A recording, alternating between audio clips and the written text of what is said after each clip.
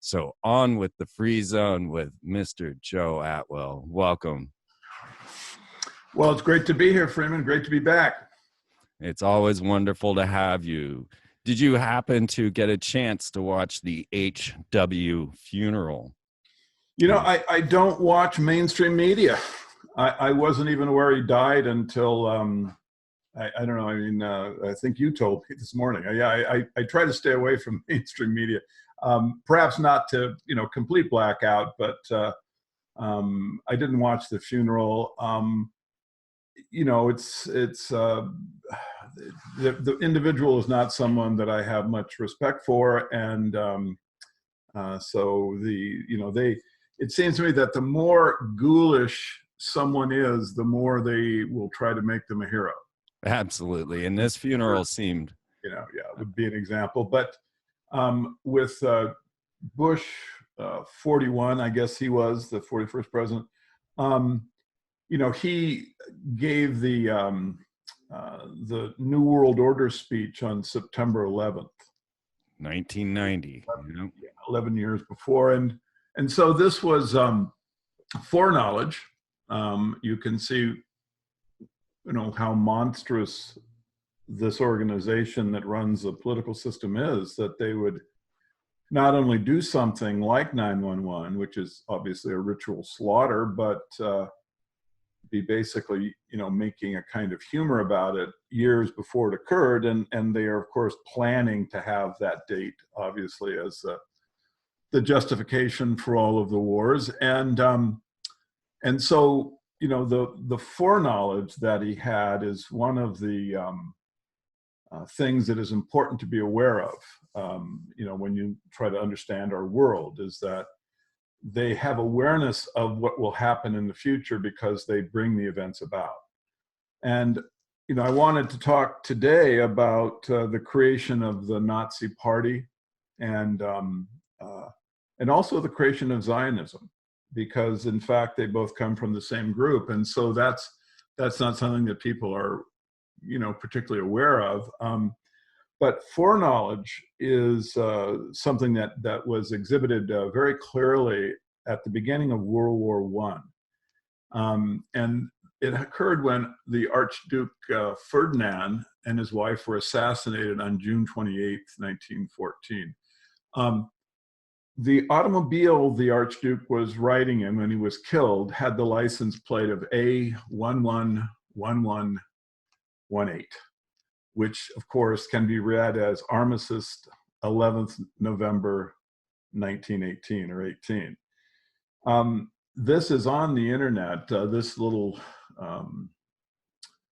bonbon of foreknowledge has been pretty well widely circulated. A lot of people are, they talk about how strange it is. But you have to couple that with the fact that the assassination occurred on June 28th. And even though the armistice occurred on November 11th, 1918, the Treaty of Versailles wasn't signed till later, and it was signed on the day of the assassination, June 28th. So I think this is hard to imagine as being circumstance. And in fact, I would say anyone who looks at the Archduke's license plate and thinks of this as possibly circumstance is just, not operating in the rational context. Let's throw a couple of other strange ones in there, in the fact that the Pentagon's cornerstone, masonically laid on the Pentagon, was laid 9/11, and then the cornerstone for the Twin Towers also laid on 9/11 masonically. Right, and then in fact, if you look at all of the foreknowledge about 9/11, it's legendary. It appears in films and little cryptic ways. It'll be on a check, that's someone signing. I think, in various Masonic type films, you'll see the 911 being represented. This was before the event, of course. There are dozens of these things. So this is an example of the foreknowledge, and this is Masonic. Ferdinand's killer, Principep, was actually, he was interrogated. There was a trial, and there's a recording of what he actually said. And he said that, he seemed to come across as a patsy, but he said that his colleague he told him he was a Mason, and in fact that basically the assassination of the Archduke, something that was by Freemason Lodge. And then another individual said that one of the plotters was also a Mason. So the Masons were all over this thing, and so this was this foreknowledge, you know, shows you that World War I had been orchestrated. Couldn't know the date of the armistice if you didn't have control of both sides. Have to control both sides. You can't create the armistice in the future, know the date, if you don't have control over both sides. There have been Eustace Mullins, he found a document. It was actually a letter written by a nurse who was working with the Allies in World War I, and she claimed that she came across the fact that there were supplies that were being transferred to the Germans from the Allies, from sources in the Allies, with the purpose of keeping the war going on longer. She tried to publish this, and did, in a journal for nurses. Mullins states that she was captured by the Germans, I guess the only nurse having had that event during World War I, and then executed immediately thereafter. So this, again, it shows that the war was basically orchestrated, that population reduction seems to have been the purpose of it. And so I, you know, looked at World War II from the same perspective, and I found there were two people that I really thought their research was interesting. One was the LaRouche scholar Anton Chaikin, and the other is a guy named Professor Rex Curry, and they both basically trace the, you know, the origins of the National Socialist Party to different things. I mean, Anton, he traced it back to the British royal family. And he said that World War II was basically, and the Nazi parties were basically orchestrated by this group. And he gave some really strong evidence to show this. Curry, he actually shows that a certain aspect of National Socialism goes back into this group in the United States, and that he said that this is, and not the royal family, but in fact just socialism, with the idea of creating, you know, strong governmental control, and so they had evidence showing these positions. And what I did was look at both of those and realize that they could easily be combined into one strand of evidence, and some other things could be added to it, and you created this very clear picture.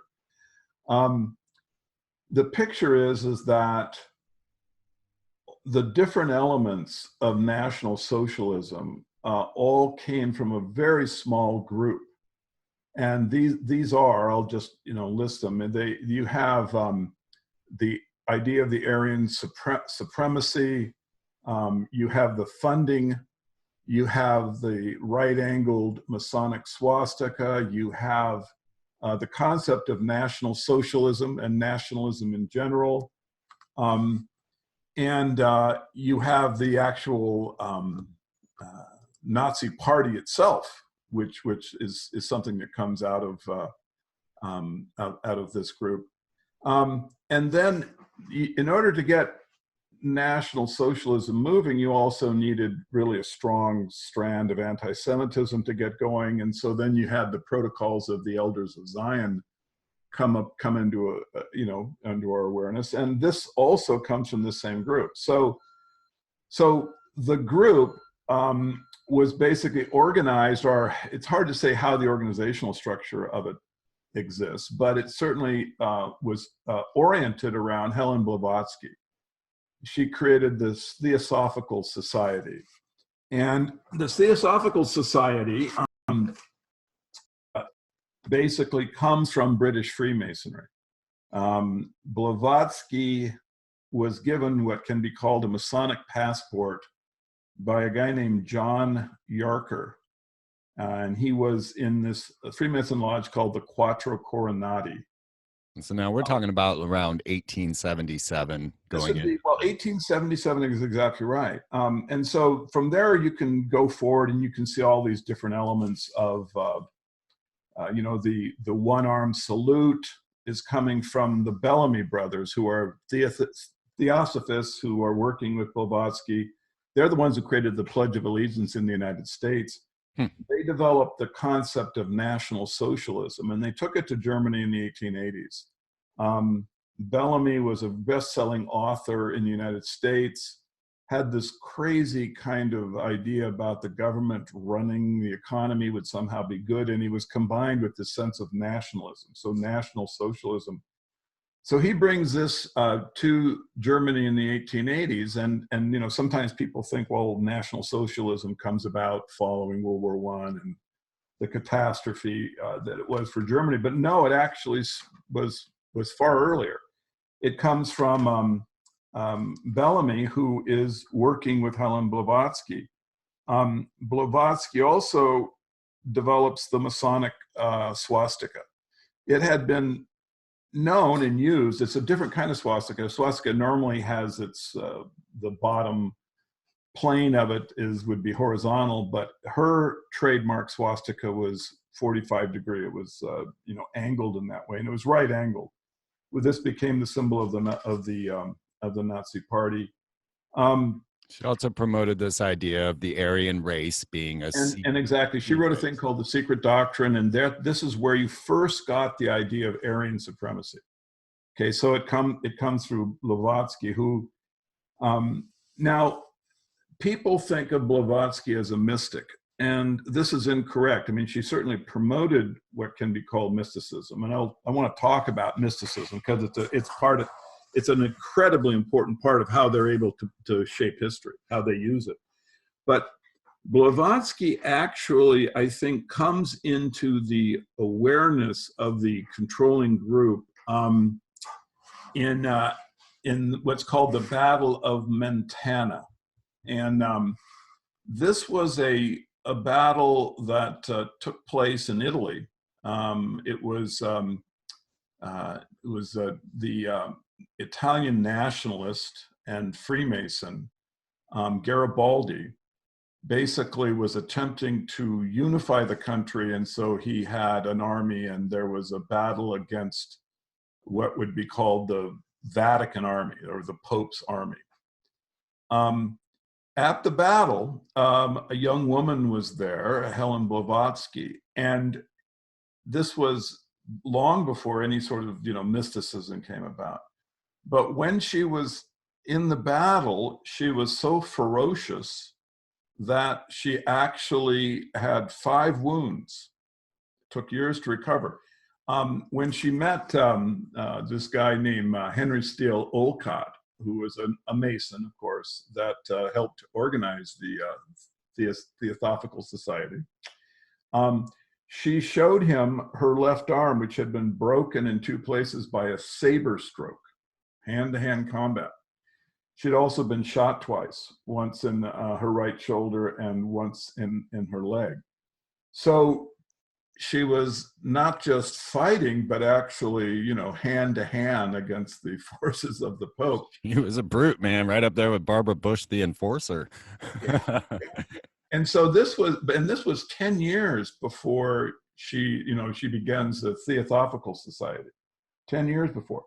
But you see, this is where you have to have this kind of broad stroke understanding, because Garibaldi had created a very unusual strand of Freemasonry called Memphis and Mizraim, which supposedly was discovered, you know, by Napoleon when they were in Egypt, and somehow this, you know, this secret rite of Memphis and Mizraim was explained to Garibaldi, and he was using it as one of the bases for the Masonry that he was building his army with.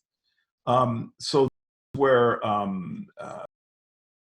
who was Russian somehow shows up working with you know, Garibaldi, hand-to-hand combat. And she must have made a really good impression, because in 1877, John Yarker, who was a member of the Quattro Coronati, which we'll talk about in a second, but this Freemason lodge, this very important Freemason lodge, Yarker was the he was presented to the world as the 77th member of it. So, you know, don't quite have their numerical symbolism under control, but I know that when you present that to the public, those numbers are special. And so Yarker had this very special power. He was also, you know, supposedly very high level. He had all these fancy titles. But he gave to Blavatsky what can be called a Masonic passport. And the verbiage is in existence. And basically it just says that she is to be given what she wants, basically. So this is coming from the Quattro Coronati. Blavatsky goes on, and she then creates the Theosophical Society, which also, besides creating the basis with the Aryan supremacy concept for what becomes the Tool Society from which the Nazi Party emerges, right? She also, in another strand, she works with another member in her Theosophical Society to come up with the protocols for the Elders of Zion, which were, you know, this very important part of creating anti-Semitism. And so now, Freeman, we got to just step back a bit, because you have to really understand how anti-Semitism was created in Europe in the later parts of the 19th century and first parts of the 20th century. Because in the middle part of the 19th century, there really wasn't much anti-Semitism. You had rabbinical communities sort of living more or less, as far as can be told, at peace. And then there were secular Jews that were basically assimilating into European culture to such a degree that this was something that the rabbinical class was complaining about.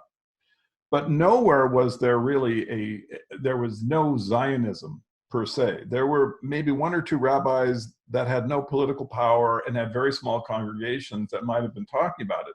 But in general, European Jewry was completely moot on this point. There was no interest in it at all. The interest began in the 1840s when British Freemasonry took on this project. And so the very beginning of Zionism was in the 1840s, when Lord Palmerston, who was the British Prime Minister, he took out an ad, and he said in the ad, "Now is the time for the Jews to return to their homeland." And Freeman, this was news to the Jews. They couldn't quite figure out why an Anglican political big shot would want to have that position relative to European Jewry. But he did. And amazingly, the royal family agreed with Palmerston, and a whole group of what could be called proto-Zionist British, you know, elites started to fund expeditions. Now, the thing that is really important is that they're all Masons. It's 100% Masonic. You have the Cecils, the Churchills, Charles Warren, the royal family. I mean, the lists of the funders are in existence, and you can actually just check them off. This is the creme de la creme of British Freemason political and royalty class, right? These are the most famous families imaginable. And they are saying, look, we've got the time for them to return. And so they then set up a series of expeditions to go down and find archaeologic evidence that there had been in Israel. Because you have to remember, in like 1840s and 1850s, no one was absolutely sure about this. You know, they had the Bible stories, but there wasn't a lot of archaeologic evidence in terms of the kingdom of David or Solomon, stuff like that. They just didn't have it. So the Masonic organizations, they got the money together, and they went down. They're royal family members, Duke of Kent. They went down to Palestine. Now, bear in mind, of course, this is part of the Ottoman Empire. It's not even under British control, but they go down there and they start doing surveys to determine if there had been an Israel and if Israel could, in fact, come back into existence. So one of the people who really led the organization down there was kind of a quasi-archaeologist, just a jack of all trades. His name was Charles Warren. And they brought him back after he had written a number of books advocating the creation of Israel, and actually talking about the number of people who could live there. He said it could be, inhabited by 15 million Jews. And he wasn't a two-party. He wasn't talking about sharing this with the Palestinians. It's 100% Jewish nation. This is, for some reason, an important thing to him. Now, Warren is brought back to London because of the Jack the Ripper problem. They make him the head of the London Chief of Police, and he deals with this for a year or so, because there were people making accusations about Masonic involvement. There were people thinking it was a Masonic ritual killing. People are accusing royal family members of being involved. Charles Warren becomes the head of the London Police Department. He oversees the investigation. It doesn't go anywhere. I guess, and then at this point, he sets up the Quattro Coronati, which is a research lodge. It's how it designates itself. And it's carrying on, to some extent, the research that had gone before in terms of, well, how do you bring, the state of Israel back into existence? So the Quattro Coronati then, and groups that are working with it, like the Cliveden Set and the Round Table, all of these groups have interchangeable members, just going back and forth.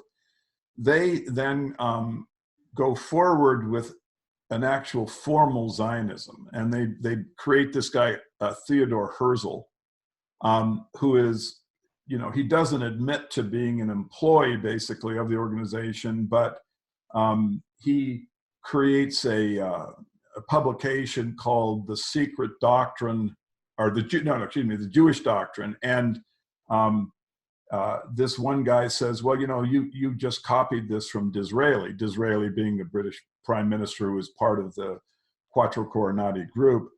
And Herzl denies it. And the guy who was made the accusation, he says, well, Theodore, I'm the one who translated Disraeli's book, so I know bloody well that you copied it.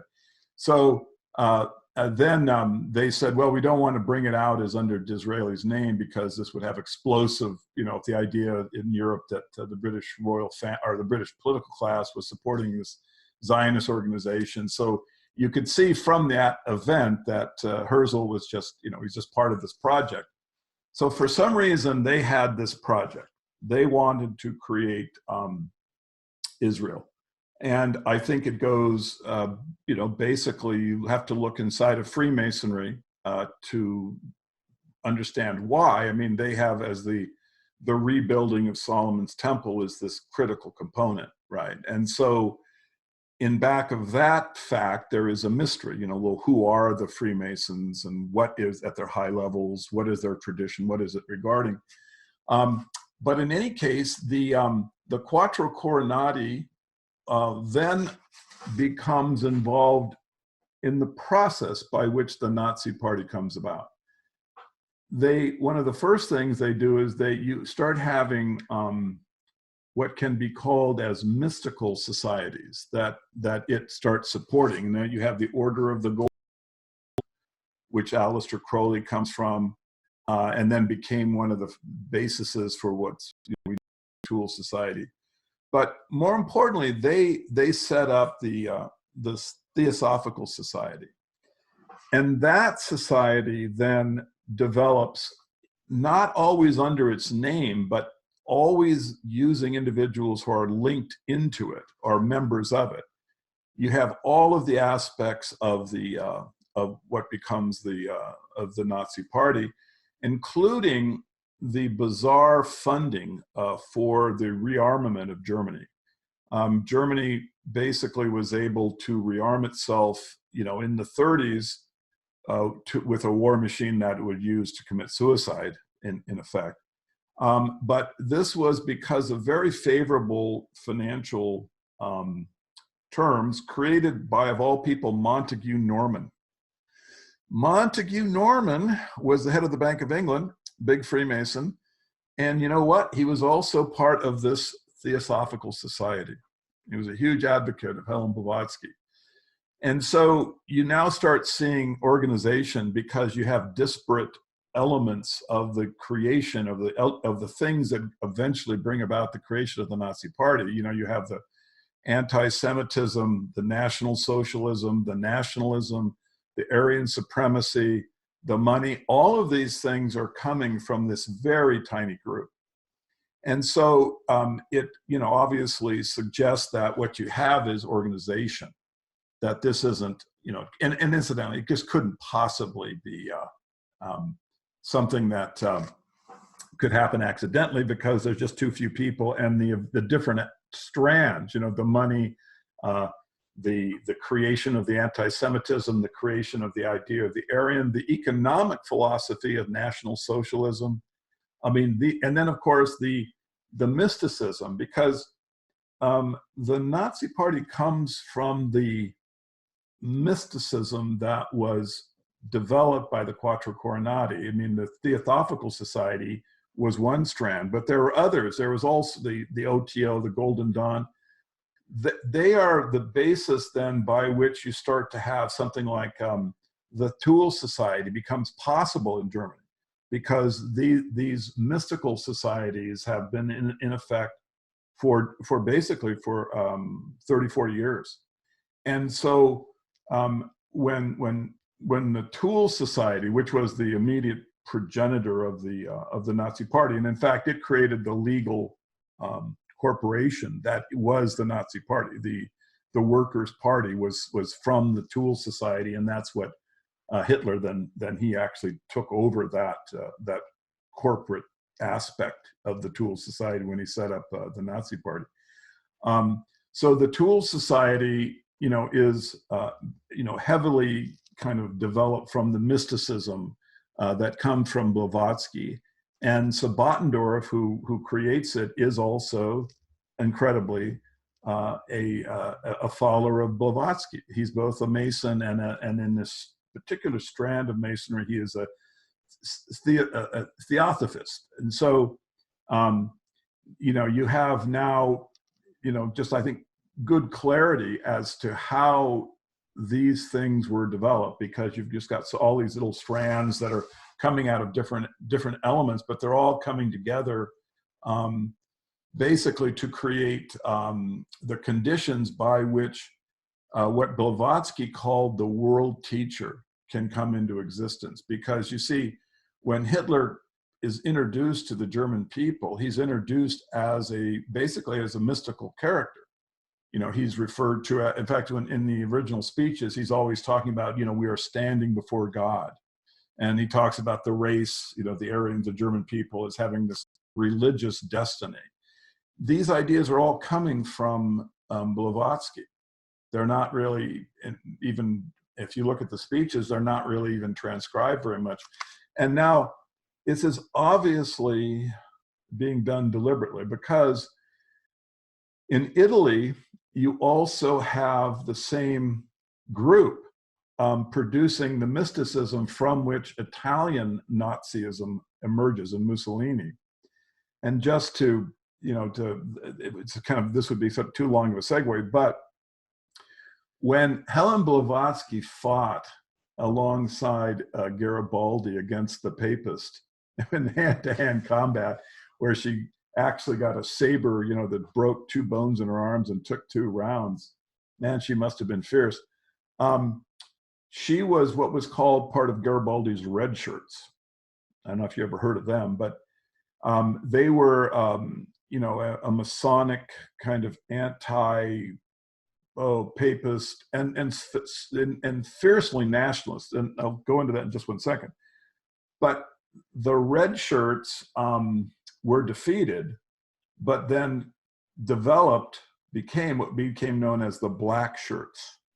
And that was the group that Mussolini then used to, you know, basically, you know, set up fascism in Italy. So, you know, when you look at the strands leading up to the organization that led Italy and Germany into the suicidal war, what you see are foundations in mysticism that are completely Masonic. I mean, Garibaldi is the one who actually introduces Memphis and Mizram into Freemasonry. It becomes the basis for this Italian nationalism that then the black shirts start identifying with. Memphis and Mizram is then taken up by John Yarker. And this was why, I am certain, that Yarker then picked Blavatsky to take on the project of developing the Nazi Party. Because she's a woman, and because her experience in battle had just convinced them that this woman is tough, you can depend on her. I mean, she's taking saber wounds to her arm, right? So the red shirts become the black shirts, which are the basis for the brown shirts. And in back of all of that is Garibaldi's mystical Freemasonry, which then gets used by the British Freemasons as how to interject Blavatsky. And you see, nationalism was not really a force in the middle part of the 19th century in Europe. There was language regions, and there was if you look at, like, for example, Italy, there were like 15 different sort of quasi nation states. Garibaldi and Manzini, the other Freemason, wanted to create this nationalism. And that's why when Bellamy in the United States, when he was talking about this intense patriotism, the National Socialism that Bellamy developed with Blavatsky, which then pops up in Germany, he developed the Pledge of Allegiance in the United States. And in the original versions, they used the straight arm salute, just like the Nazis adapted. This all comes right out of this these strands of Freemason influence. And the idea is that nations can, well, once you have them in place, you have very strict control, very strict power structures. The nation states and the quasi, kind of language group structures that were existing in the mid parts of the 19th century in Europe, I mean, they couldn't be ordered into things like world wars, you see. So what happens is nationalism is an enormous part of the project, which then leads up to basically the creation of the Nazi Party. Now, the Nazi Party, I mean, as it gets going, it has no money, but Montague Norman will step in. Montague Norman, and this gets back to the birthday of George Bush. Excuse me, not the birthday, but the funeral of George Bush. Montague Norman had a family banking investment company called Brown Brothers, and his family owned it.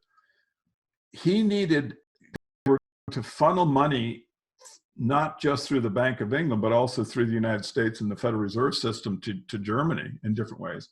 So he needed a financial entity on this side of the pond that could help him with this. So he merged his family investment bank, Brown Brothers, with Averell Harriman's financial company, and they created Brown Brothers Harriman. And this is the company that actually is known, of course, to have funded like IG Farben and these different aspects of the German industrialization that led up to World War II. And Freeman, if you go to Brown Brothers Harriman, they have a list of the original members of the organization. And it turns out that essentially every one of them is a Skull and Bones member. How odd. Including Prescott Bush, you see. Right. So when you look at the Bush family, like people, they talk about, well, the family's Nazis, right? You often hear that. They go, Prescott Bush was involved in the funding of the Nazis. And that's what they're talking about. They're talking about that he was, in Brown Brothers Harriman. And that organization then was part of how the German industrial state redeveloped the war machine. And so you can basically say, yeah, he was part of the process by which the Nazis gained power. But the problem is that no one really puts much scrutiny onto what is a Nazi. You see, this is the problem, is that, people have this idea that the party and Hitler just came out of the catastrophe of World War I, and it was some kind of organic organization that then just decided to commit suicide. Power to the people, right? Yeah, but you see, if you look at it through the way I'm presenting here, you'll see that actually it was very clearly constructed. And there isn't any way that all of the disparate strands that led up to it could have come from this small group. And there is no way, in my opinion, that you could have had at one time two rulers or two leaders of countries that were both committed to total war. I mean, think about Winston Churchill. Remember, he's one of his family is, one of the leading Freemason family in Britain. They were, even before Winston was in politics, they were part of the proto-British Zionists. So they were in the group that was funding, the creation of the state of Israel back in the 1850s and 60s. But Churchill was committed to this concept of total war. He was going to bomb the civilians, Hamburg, Dresden, the firebombing.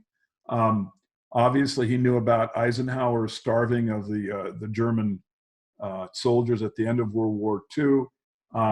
He was part of the process by which Patton was restrained from taking control of Germany, Berlin, and these places, so that the Russian hordes could come in and rape and basically exterminate German civilians. And we keep in mind that Stalin, Churchill, and Roosevelt were all. They're all Masons, and they're all sitting. Okay, now, when you look at Hitler coming out of this group, and then you see that he's making statements like, "If we cannot win the war, we deserve to perish as a people," right? So now you have this unique situation where you have the leaders of two nations are both determined to exterminate a population. And that led to just the population reduction of Central Europe and of the German people. So, that's my story, Freeman, is that I am upset that there isn't more research done into the Masonic background of the creation of the Nazi Party, and specifically the group that spins out of Helen Blavatsky, because I just don't think it can stand any scrutiny at all. There are just, the stuff I was talking about here is just right on the surface. Believe me, you start burrowing into this thing and you can see, all of these individuals in the first lists of Nazis are all related into this society. All of these different German quasi-mystical racial groups, the von Mies Society, there's a bunch of them. They're all coming from the same small, tiny group, which is related right back to the Quattro Coronati, which is involved in the creation of Israel. And so what I think happened, Freeman, is this. They wanted to reduce the European population, so they created Hitler.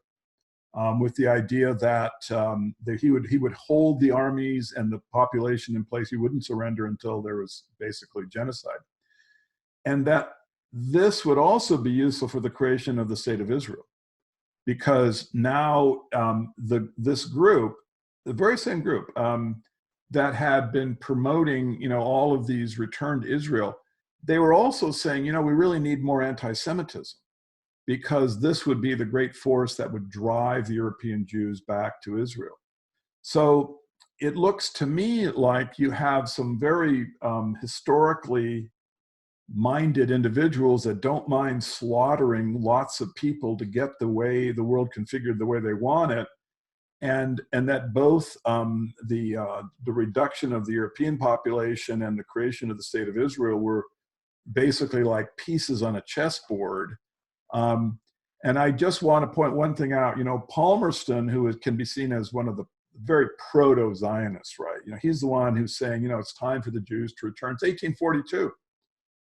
And people will say, well, Palmerston, he must have been, a humanist, right? Just felt really bad about the Jews and just wanted them to have like a better life.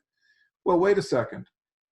Palmerston is the one who manned the gunboats against the Chinese during the Opium War.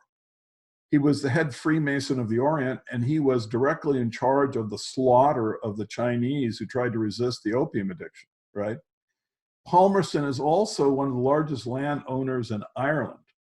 And he is also part of what becomes what has now been determined to be, the so-called potato famine turns out to have been a deliberate reduction of Irish population, and Palmerston was absolutely involved in this. So you see, you don't have this idea that Palmerston is a humanist.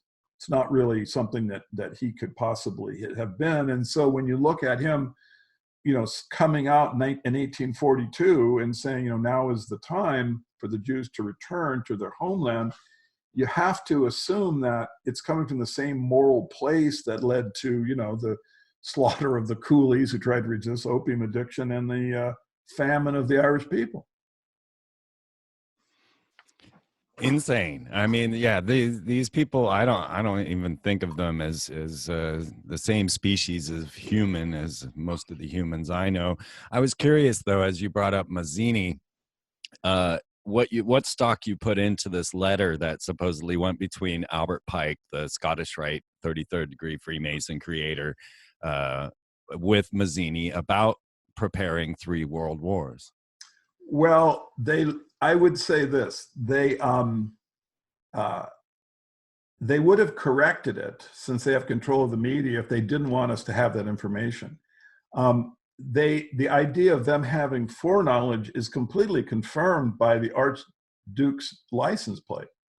I mean, Freeman, if you can set out World War I with the assassination of the Archduke, and have the date that the armistice in like 5 years will occur on his license as kind of a cryptic humor.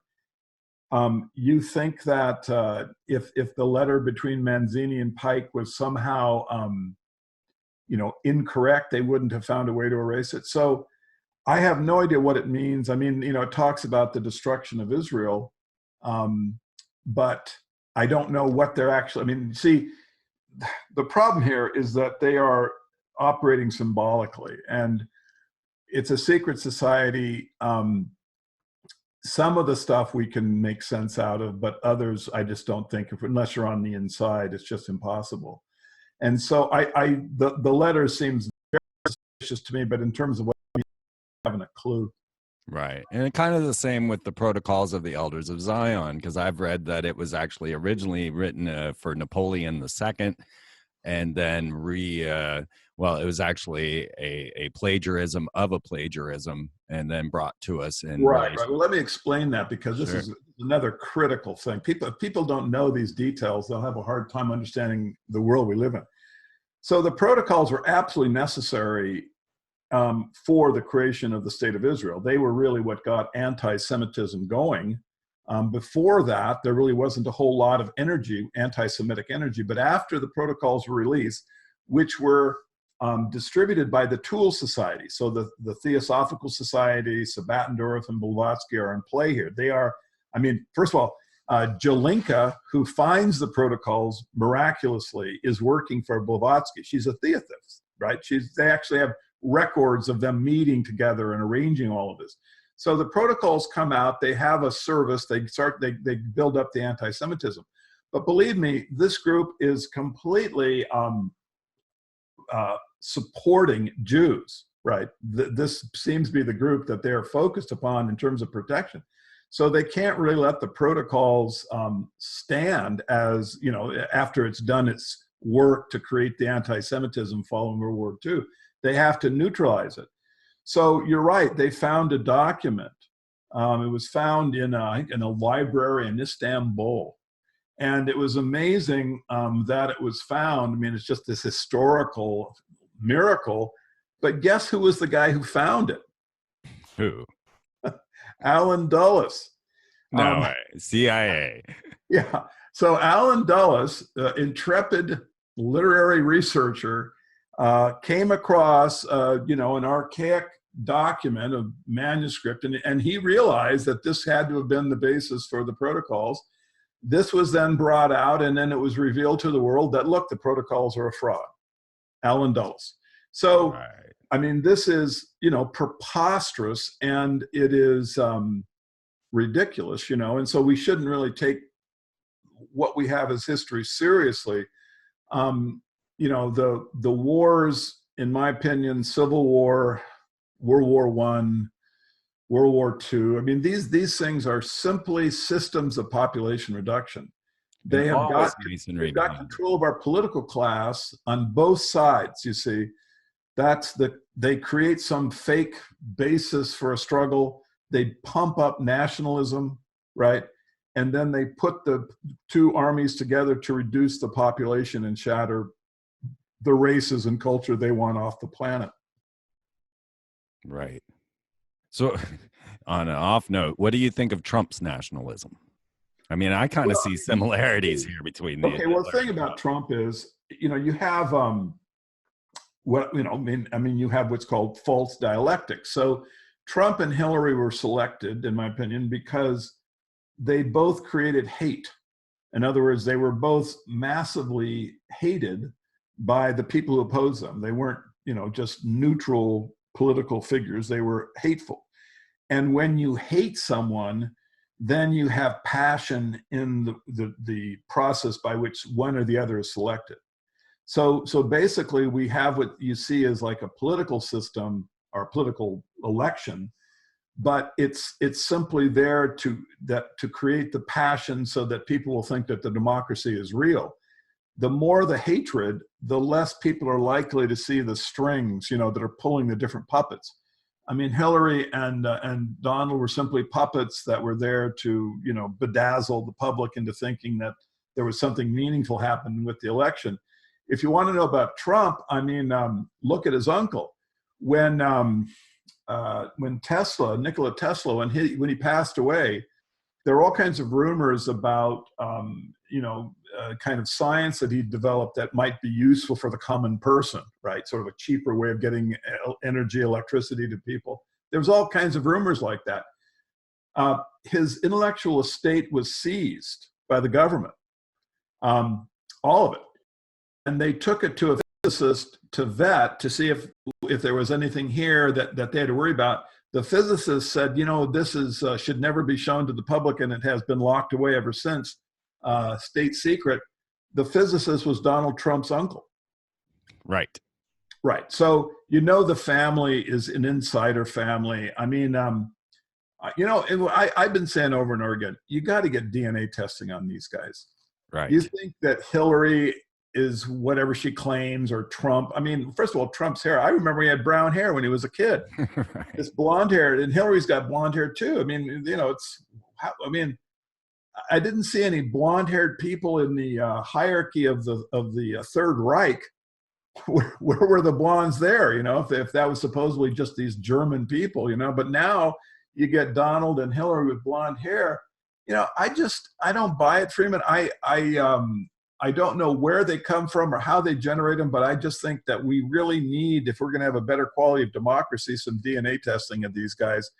We want to see all of the powerful financial and political families, in a database, so that we can compare like the Rockefellers and the Rothschilds and the Warburgs and the Bush and Clinton and Trump. Because if they're all just one big family, then there really isn't much democracy, is there? So we really need to get, some way of clarifying the actual, sort of ethnic and family backgrounds that these people have that we think are, these, the fighting for our sides. People think Trump's going to drain the swamp. Stuff like this. It's pitiful that they would think stuff like that. They have control over the candidates, in my opinion, and so that's who we have. We have controlled candidates. And this brings us back to the Gattaca idea of us all being genetically predisposed to particular identities. And, gathering databases of DNA is actually kind of a scary thing when you look at it from that point, where you could be put into a caste system due to your genetics. But absolutely. At the same time, I mean, look, have you noticed how many like autistic characters are appearing on TV these days? Yeah. To me, what you've got is they're just normalizing the epsilon and delta class, right? There is no doubt that autism is simply exploding. Right. It's in my immediate family members, right? They're having children with this problem. As far as what causes it, well, I think it's everything. I think it is the vaccines. I think it's the plastic, the toxicity. I think all of these things are damaging us. For heaven's sakes, the sperm count, and this is a fact. When I first saw this, I didn't believe it. I thought it was a conspiracy theory. So I tested. Actually got the data. Sperm is reduced in Europeans by 60% over the last 50 years. Sperm count. So, and the remaining sperm, the motility and health of them is not great, right? Because obviously if you've lost 60%, the ones that are remaining are not necessarily in great shape. So these environmental effects are weakening us, and they are making us stupid. And so when you look at the just exploding autism, what you're seeing, they understand what causes it, and they are promoting it, they're controlling it, and what you're seeing is the creation of the delta and epsilon class. So it's time for the public to to start having that skepticism about the political class, and that's why, every time I come on the show, I always go, "Hey, Freeman, you're terrific. I'm a huge fan. You were like really one of the very first guys, that actually started the whole kind of alt media moving in the right direction." And so I hope people support you, because this is the information, the stuff you get out, the questions you ask, and the way that people can organize themselves around this kinds of information. This is what we got to do. People I know are basically trying to set up small communities. A lot of, like in California, if you want to be in the public schools, the kid has to have 66 vaccinations by like third grade. 66. That's a lot. So if you're a parent and you're aware, you're worried about this, they're dropping out. And when they do, that creates an opportunity, because now they have to homeschool, and that means they need to develop a community. And of course, people that drop out of the public school system are self-selecting for, being clear-minded and wanting to have a healthy, strong, family and ethnicity. And so these little communities are springing up. And God bless them, and let's hope more and more of them do, because that's really the way to resist. Is you can't just resist, by posting angry comments on your blog. Yes. You have to work on your physical health.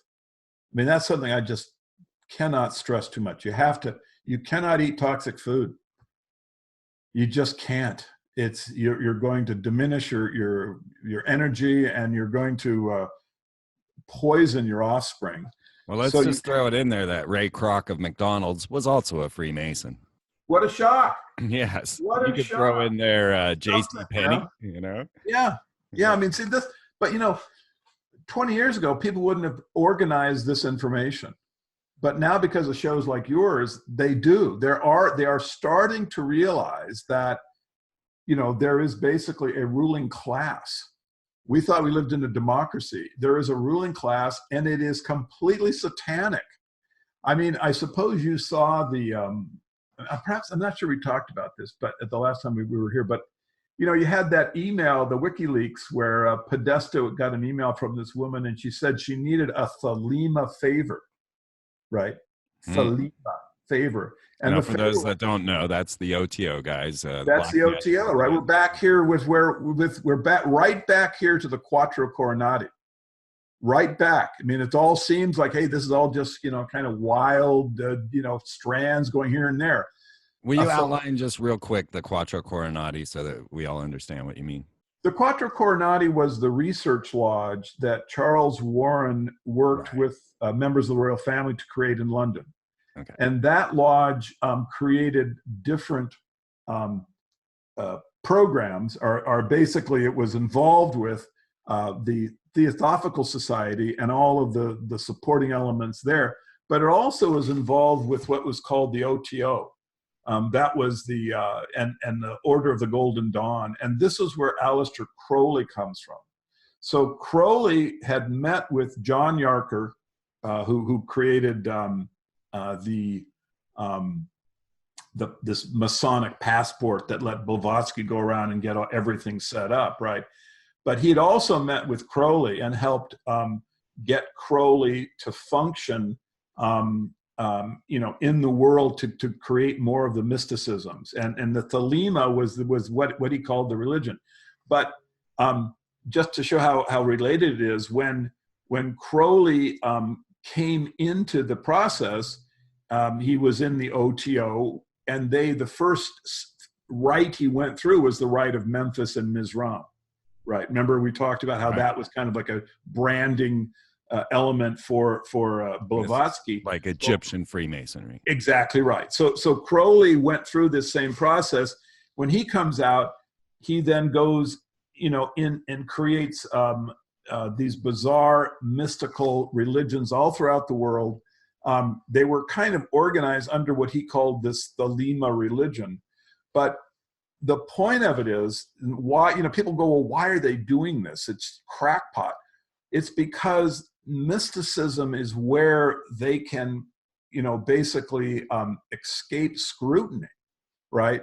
It was Helen Blavatsky's mystical organizations that created this cloud that couldn't be penetrated, that enabled the Nazi Party to seem coherent, right? All of the elements that became the Nazi Party are coming out of this mysticism that surrounds her. And so in our world, you had the counterculture, right? The Grateful Dead, which of course these are a Freemason. But Crowley had created the structure by which the kind of religious context that people like Tim Leary and the Beatles were sort of operating in. And then they admitted it. Right. I mean, you actually have statements about them saying, well, we're just following Aleister Crowley's kind of religion. But, I point out that, Thelema is not so cheerful when you actually get into it there, Freeman. I mean, not at all. I mean, spirit cooking is the cake of light, which Crowley then develops.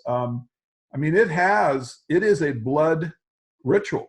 It's menstrual blood and fecal matter. Exactly, but it's sexual degeneracy, and you don't want your political class to be engaged in this as a secret society. I mean, this is not a healthy world when someone can ask John Podesta in an email to have an audience with Barack Obama. I mean, this is what the woman was asking for. She goes, hey, I want to see Barack Obama. He's president of the United States.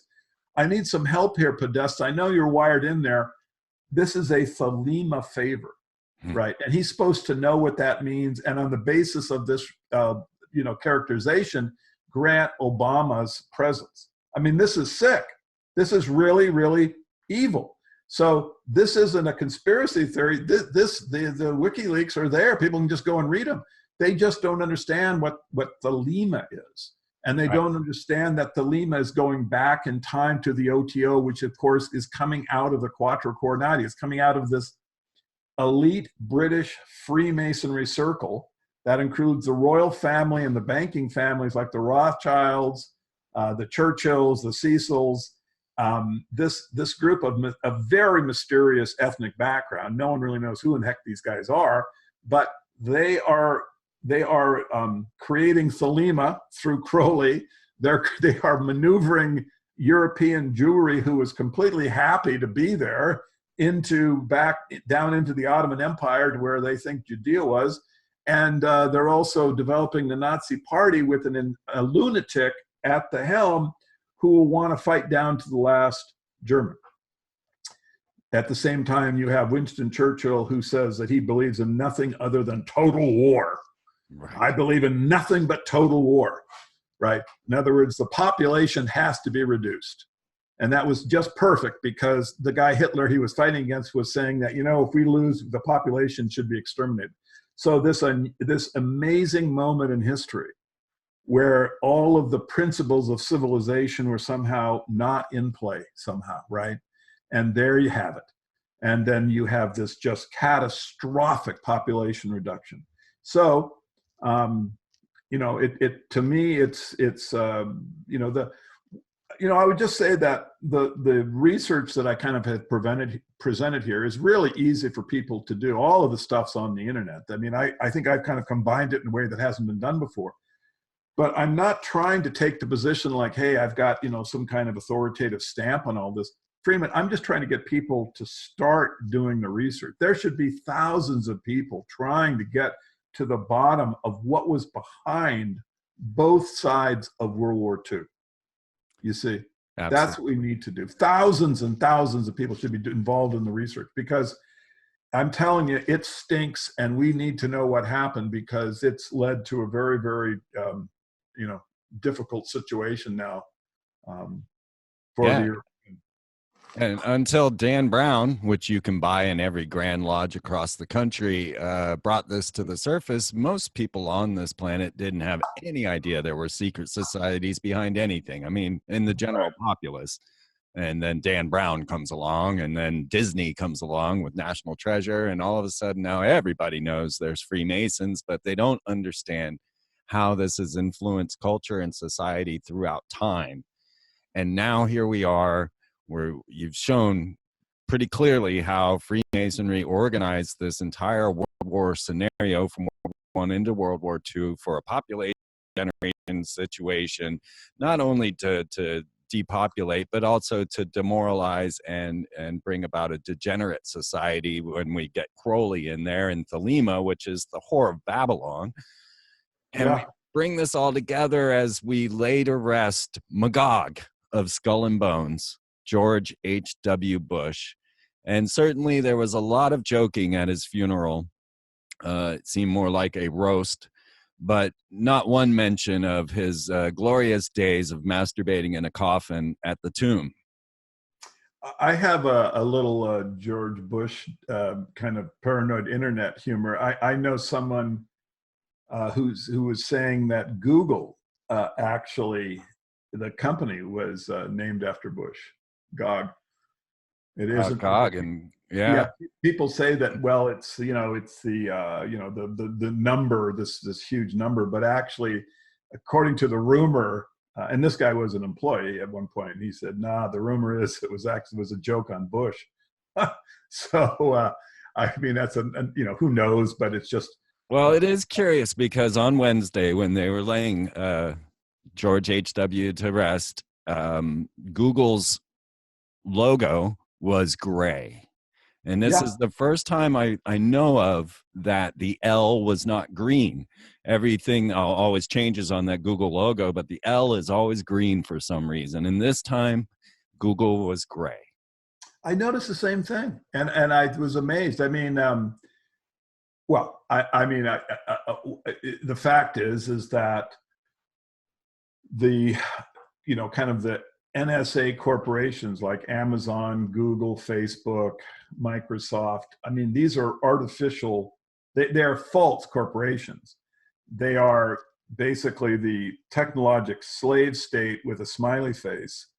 They present technology that's, enjoyable. So you're not going to get a Facebook portal for Christmas. No. It follows you around the room, Joe. I mean, come on. But this is the thing, is that you look at Google or Amazon, they're going to basically be everything that you can ever acquire in the world will have to come through Amazon. It's worth like $1 trillion, and this company's never made any money. Right. I mean, to me, it's just clear as a bell. What you're looking at is the corporation is a false flag. I mean, it's the government in back of it that's creating things. And as a webmaster, I sat back and I wondered how the hell Facebook made money. I mean, they didn't have ads back in the day. They didn't, it's like, come on, guys, get this straight. They've kicked me off Facebook 9 times for not giving them my true identification. I finally just gave in. Well, this so far has been a fascinating hour, and I went by really fast. Too fast, Freeman. I'm sorry if I talk too much. Not at all. It's really kind of like there's 2 separate strands. There's Zionism, and then there's the Nazi thing, but they actually are completely one thing. But I kind of leap back and forth a little bit. I hope it wasn't too disjointed. If people have any questions about it, just, they can reach me at joeatwill@gmail.com. I can't always get back to all the emails immediately, but I do try to answer any question that isn't a hater. Right. I get some of those. Get a lot of that, especially with Caesar's Messiah. I'm sure. Oddly enough, I get a bunch of that. Yeah, like maybe 200 a day, but I'm thick-skinned, so no problem. You've got to be in this. I mean, we're trying to bring these factual identities out into the world. Dan Brown skirted the entire topic, and people feel like they know something now because they've seen Nicolas Cage in National Treasure, but never realizing really the nefarious character of these secret societies. And it's hard to prove a lot of times. When you look at, the famous Freemasons, of course, you've got like Ford, and you got your automobile, you got even, Olds, and all the car manufacturers, Ford, Olds, and can't think of the other one, Chrysler. They're all Masons. Then you look at Lindbergh, he's a Mason. You look at J.C. Penney, the whole idea of this department store, J.C. Penney, Mason. Shaquille O'Neal, right, is a Freemason. But there's the Freemasonic cloud over the world has now, through what you've shown us now, has set up this whole system of potentially 3 world wars. The next one forthcoming, and Trump, to me, is like Hitler Jr., I swear. I mean, people loved Hitler, right? And, at least the people that were on his side of the hate loved him, just like the people on this side of the hate love Trump's nationalism. And we see how all of this comes together, the Freemason bringing this, and then when you say mystical, and I'm running well over the hour here, but when you say mystical, the real idea here is that these guys are actually generating altars, we're talking about mystical altars, rooms designed to channel entities, to perform rituals that would put them in contact with what Blavatsky would say, the world teacher. And even Hitler was said to be in contact with them. And don't worry, we have him under control using these entities, that the secret leaders, the secret rulers of the world that Blavatsky, brought very forward, and like ISIS unveiled, and the secret doctrine, which no one can actually read. I don't know if you've been. No, it's too boring. It's like, it's completely. It's incredibly boring. Yeah. Yeah. I mean, I know we're probably running late, but it's just we're in the process of developing a more skeptical citizen. Everything that we're doing is kind of, as best we can analytically and in terms of evidence, kind of fleshing out a schematic of the real history and of the real motivations and of the real influences. And so, have clear mind. I think you're right that we're not going to know anything until we have the genetics, the DNA of all of these leaders, and we see it. Got to demand it and acquire it, even if they don't want to give it to us. We have to get it.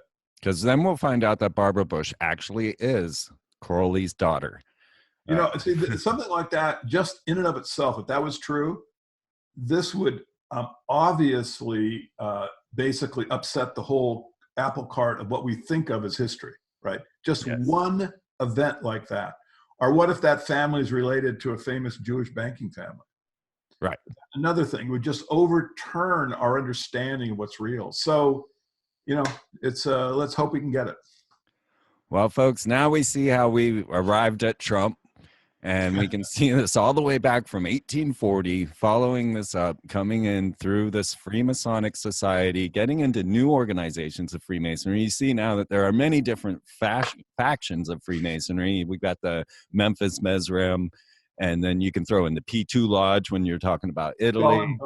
Skull and Bones, and how these mystical orders that are practicing magical rites that seem to channel entities and then project into the future, to the point of putting, symbolic jokes on license plates of their potential victims.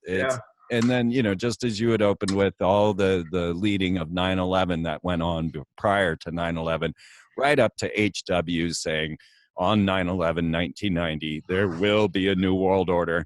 And now we are suffering through his 1,000 points of light. And I know Joe and I have so much more to talk about, so we're going to get this over in the member section. Real soon, Freeman. It's great talking to you. I really appreciate your work, and I hope I can, get a chance to do this again soon. Well, I hope you're ready for more, because I'm bringing you over into the member section. We're going to get crazy. Okay. Are you ready for that?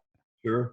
All right, we'll just do what we do, and we'll bring it to the family. I love it in the member section, as I always tell you guys, because yeah, it's a lot more free. We're not, a lot less scrutiny there, because the people there want to be there, and there's not a whole lot of ridicule, because ridicule rules the day today. That's for sure. A lot of entitled people sitting around ridiculing others. That is the state of the world today, and it has all come up through all of this mind control that is now, led through the Nazi Party on into corporatism and now into technocracy.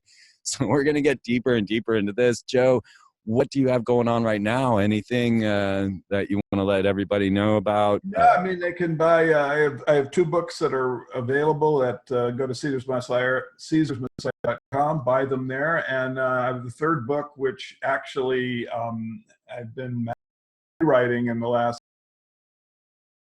A lot of the details that I was talking about earlier.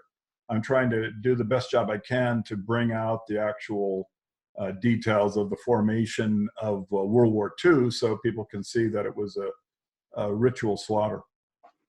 Well, folks, I don't know how close we are to World War III, but I really do feel like it's nearing the corner, and it's up to us to find the mindset to separate ourselves from this control grid and to get out from under the control of these secret societies and start to really form our own communities, because it's in that decentralized state that we can actually have the power. It's when you join one hate or the other, that's when it all comes to fruition for the secret nefarious elites that are trying to guide us.